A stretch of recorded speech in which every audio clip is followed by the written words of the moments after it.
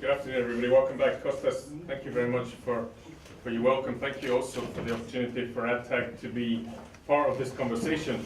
I'm going to come at this subject from a slightly different perspective because, as many of you know, ATAG is our cross-industry coalition. We represent the full sector of air transport, airlines, airports, ANSPs, and most of the manufacturers.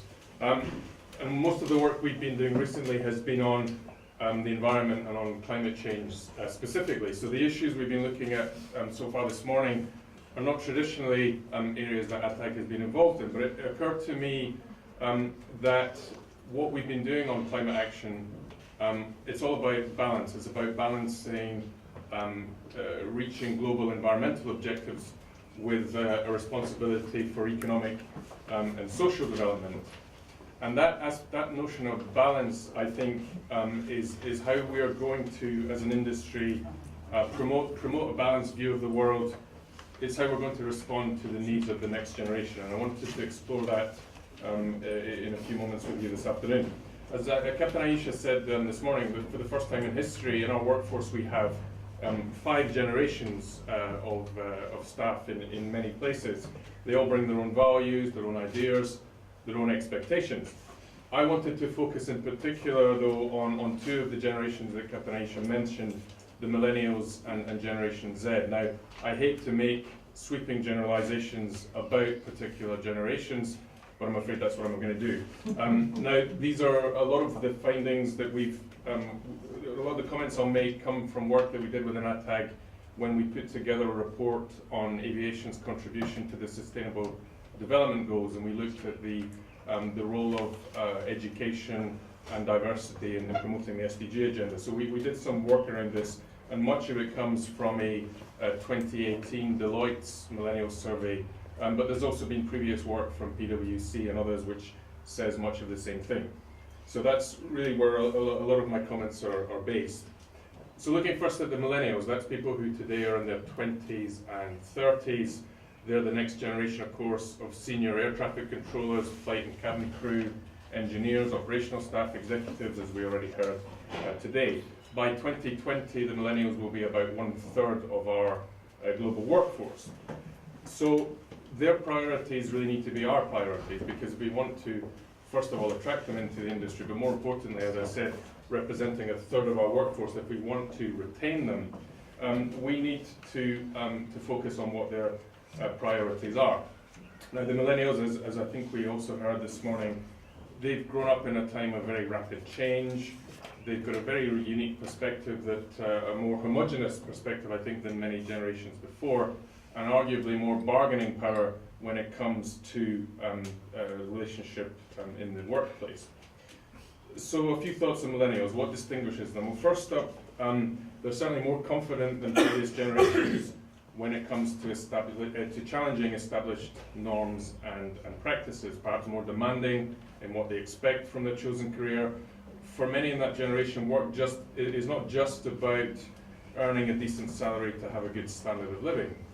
And let me just share a personal example with you. We have on the ATAG team a young lady who supports our communications and advocacy work, extremely well educated, graduate degrees, very bright, very creative. She also works as part-time cabin crew on their part-time roster with Swiss International. It's been something she's been doing all the way through her studies, and indeed for most of her work life so far. And when she joined us, she made it very clear that that was something she wanted to continue. It occurred to me that's not something I would have even have asked of a potential employer. Could I combine 2 jobs in one? But we gave it quite a lot of thought, and it really struck me that's an example of a person who's not willing to compromise on her career expectations. She wants to carry on having flexibility to pursue her passion to fly, her passion to travel, her passion to see the world. But on the other hand, she will be, and in fact has been, a very compelling advocate for us, because she has a very in-depth knowledge of how the business works. And she's also a compelling advocate for us with her colleagues, with her passengers. She has a really detailed knowledge of our sustainability agenda. So it is turning out to be mutually beneficial, but it's the type of work situation which I don't think would have been possible even going back 5 or 10 years ago. So of course there's a lot of myths about millennials. They're lazy, they won't follow established rules, they have entitlement issues. Interesting, in Poland the millennials are called Generation John Paul II, or the say yes to everything generation. The Chinese call them the generation that eats the old. The Japanese call millennials the people who are always doing two things at once. So I'm sure you've all got your own views on which of those is accurate. But what's really unique, I think, is that that's a generation with genuine social consciousness. So they overwhelmingly feel, and we heard that from Yanis this morning, business success has to be measured in something more than just financial performance. Now, they're not naive, they know that we need profits to exist, but they also want corporations to have a broader balance of objectives that includes making a positive impact on society and a positive impact on the environment. And as I said, really the message coming out of much of the work on millennials is really clear. They want to work for business leaders who they think have committed to making a tangible change in the world. And one of the key areas of interest for millennials almost universally is climate action. So survey after survey after survey shows that the millennial generation not only understands the seriousness of the climate challenge, but they're also very supportive of a transition to clean energy. And in that Deloitte study I mentioned, climate comes out as the top concern for millennials in the developed world and one of the top 5 concerns for millennials in the emerging markets.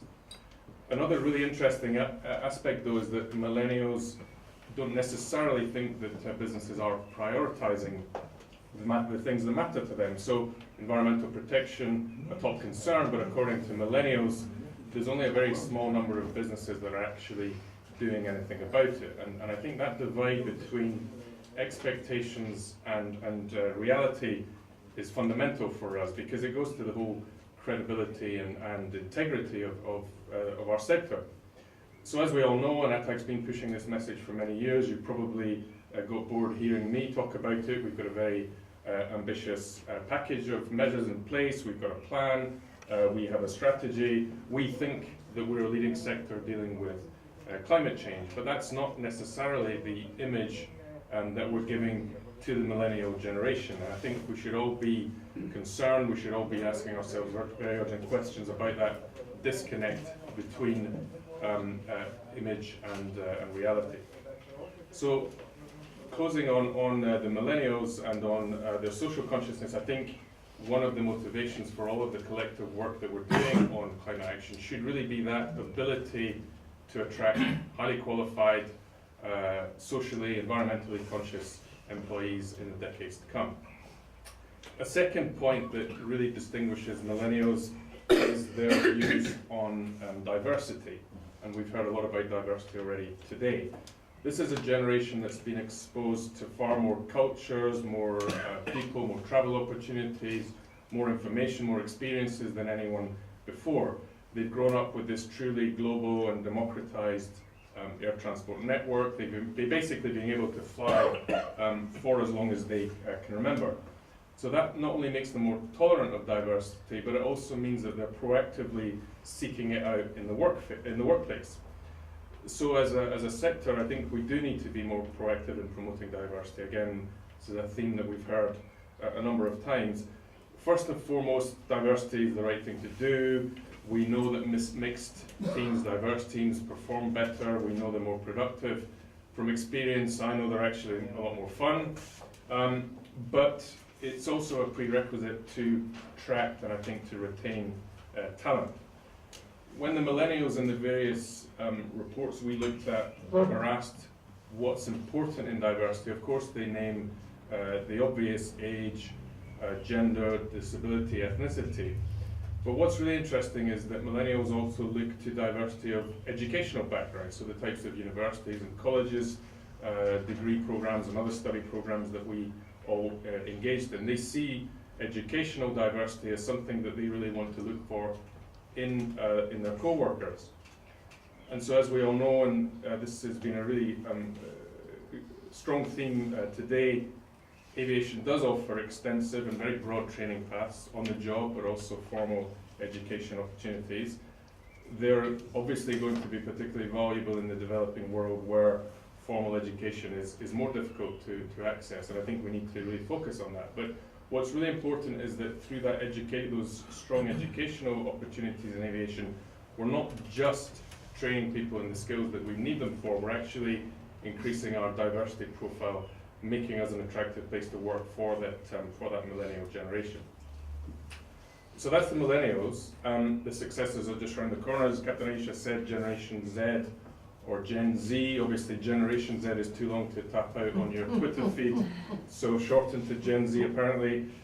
So that's people born between 95 and 2010. So some of them are kids still as young as 9, but others are approaching the employable age, and they're going to make up a quarter of the workforce by 2020. Now, I guess we know a little bit about them, and obviously I think we all realize and should realize we can't just paint them with the same millennial brush. I think they're going to be even more vocal and even more committed on the sustainability agenda. Just think of Greta Thunberg in Sweden as a leading example of that. But I also get the sense that Generation Z are going to be more optimistic and perhaps more pragmatic. Some of you in the room were at our ATAG summit last year, and Aisha referred to it this morning. We invited 2 Generation Zs to come and speak to us, a 13 and a 15-year-old sister from the UK. They launched their own initiative called Kids Against Plastic in the UK a couple of years ago, based at removing plastic from the broader economy. And they began at a very local level in the local town, and they very successfully worked with local businesses, with schools, with government, local government to avoid single-use plastic. We invited them to come and learn about what aviation was doing, and hopefully teach us a few lessons. And what was really, really different about them is that they didn't criticize, they didn't complain.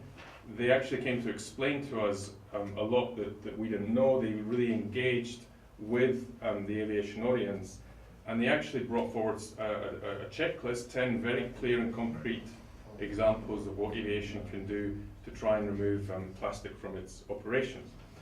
What's also really interesting since then is that we've begun to follow them on social media, and in some of the exchanges we've seen, they've actually become very supportive of what the aviation industry is doing on climate change, because they heard firsthand, they saw it presented in an interesting and engaging way, and I think they also felt that we as an industry listened to them about their priorities. So it was a very interesting dynamic, somewhat surprising, and not necessarily the outcome that I was expecting from it, but it was a really very rich experience. What we need to realize, though, is that this Generation Z, I suppose, are taking decisions today about their professional orientation, even 10, 15 years down the line, and I think we really need to plant aviation at the heart of those decisions, particularly if we want to have the STEM professionals that we've talked about on so many occasions that the industry really needs.